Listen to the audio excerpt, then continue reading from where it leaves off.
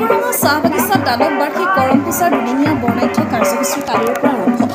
বৰ্তমান অসমৰ বিভিন্ন প্ৰান্তত কৰম উৎসৱৰ আনন্দ উল্লাস। অসম চাহ জনজাতি ছাত্ৰ সন্থা ফৰকাটিং উপশাখাৰ উদ্যোগত আটছা আৰু আটোৱা উষা বাগান প্ৰাথমিক গোট বাগিচা সংঘ আৰু সমূহ ৰাইজৰ উদ্যোগত চাহ জনজাতি আদিবাসী ধৰ্মীয় উৎসৱ কৰম উৎসৱ কালিৰ পৰা দুদিনীয়া কাৰ্যসূচীৰে দ্বাদশ বাৰ্ষিক কৰম উৎসৱ উষা চাহ বাগিচা খেলপথাৰত আয়োজন কৰে।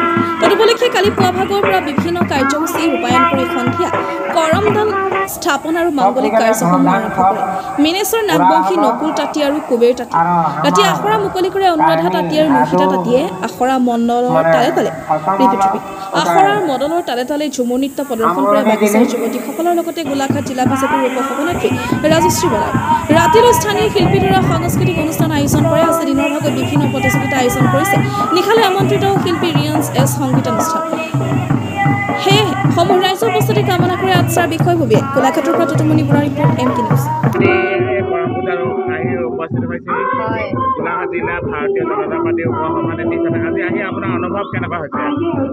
আপোনালোকে চাওক যে সমগ্ৰ অসমতে আজি যি পবিত্ৰ অনুষ্ঠান কৰম উৎসৱ পালন কৰিছে চাহ জনজাতি আৰু আদিবাসী লোকসকলৰ এইটো এটা পবিত্ৰ অনুষ্ঠান।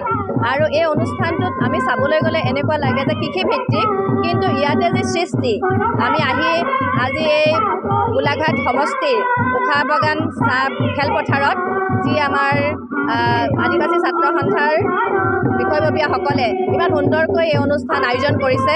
সঁচাকৈয়ে মোৰ ক'বলৈ গ'লে আমাৰ ফৰকাটিং আমাৰ সাগৰ আছে, সাগৰ তাঁতী আছে মোৰ লগতে উপস্থিত, আৰু আমাৰ আদিবাসী ছাত্ৰ সন্থাৰ আমাৰ ভাই ভনীসকলো উপস্থিত আছে। আৰু এই পবিত্ৰ অনুষ্ঠানত উপস্থিত হৈ মোৰ এটাই ভাল লাগিছে যে আমি যে অসমখনত আমি সকলো একত্ৰিত হৈ বসবাস কৰি আছোঁ। জনগোষ্ঠী বেলেগ বেলেগ হ'ব পাৰে, কিন্তু ধৰ্ম বিশেষে তেওঁলোকে যেনেকুৱা ধৰণৰ বিভিন্ন ক্ষেত্ৰত আপোনাৰ উৎসৱ আছে, ঠিক তেনেধৰণে আজি এইটো যি পবিত্ৰ অনুষ্ঠান, যি পবিত্ৰ উৎসৱ সঁচাকৈ ভাল লাগিছে। আৰু মই বিশেষকৈ আজি উপস্থিত থাকি আজি সম্পূৰ্ণভাৱে কৰম পূজাৰ বিষয়ে জানিলোঁ, শিকিলোঁ, আৰু এই পূজাত উপস্থিত থাকি মই তেখেতসকলক শুভেচ্ছা জনালোঁ আৰু আমি আশীৰ্বাদ গ্ৰহণ কৰিছোঁ। চাওক যে ঝুমুৰ বুলি ক'বলৈ গ'লে এনেকুৱা লাগে যে বিহু যেনেকৈ আমাৰ এটা উৎসৱ, ইমান সকলো এটা উৎসৱ, আৰু ইয়াত বাদলৰ মাজত হয় নহয়, আৰু সকলোৱে যেনেকৈ ইমান উৎসাহিতভাৱে গছৰ লগত আজি যি তুলনা কৰি পূজা উৎসৱ কৰিছে, খুব ভাল লাগিছে। আৰু আমাৰ বাই ভনীসকলে আমাৰ লগত থাকি আজি যি ধুনীয়াকৈ ঝুমুৰ নৃত্য কৰিলে, ময়ো তেওঁলোকৰ লগত অকণমান তাল মিলালোঁ। হয়তো ক'ৰবাত ভুলো হৈ গৈছে, কিন্তু খুব ভাল লাগিলে। হয়, মনৰ অনুভৱ চাওক যে আমিও আমাৰ যি বৰসবাহ আমি পাতোঁ, আমি দেখিবলৈ পাইছোঁ আমাৰ এতিয়া ভাদ মাহ চলি আছে। ভাদ মাহত আমাৰ মহাপুৰুষ দুজনাৰ যি আমাৰ সৃষ্টি সকলো আজি গীতা ভাগৱত পাঠ হৈ আছে, আৰু এনেকুৱা এটা মাহতে এই কৰম পূজা তেখেতসকলে উদযাপন কৰিছে। তেখেতসকলৰ এইটো এটা খুব উৎসৱ, আৰু এইটো মোৰ আজি অনুভৱ হৈছে যে আমাৰ জনগোষ্ঠীত যেনেধৰণে বৰসবাহ পাতে, এই বৰসবাহত যেনেধৰণে আমাৰ আয়তীসকলে বা আমাৰ গোপীসকলে যেনেধৰণে ব্ৰতত থাকি এটা অনুষ্ঠান কৰিবলৈ যায় পবিত্ৰ মনেৰে, আজি তেখেতসকলে যিসকল কৈছে যে তেখেতসকলৰ কি বুলি কয়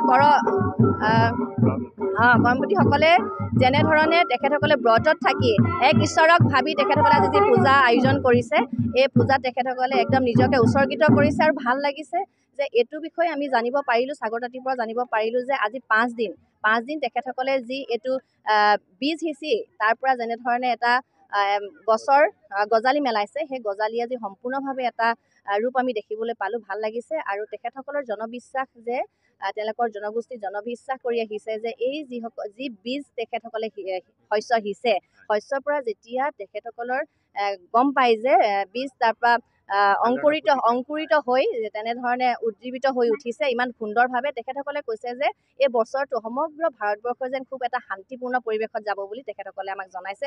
আমাৰ দেখি খুব ভাল লাগিছে। আজি মই উপস্থিত থাকি এই অনুষ্ঠানত ময়ো তেখেতসকলৰ পৰা এই পূজাত অংশগ্ৰহণ কৰি আশীৰ্বাদ গ্ৰহণ কৰিছোঁ। ধন্যবাদ।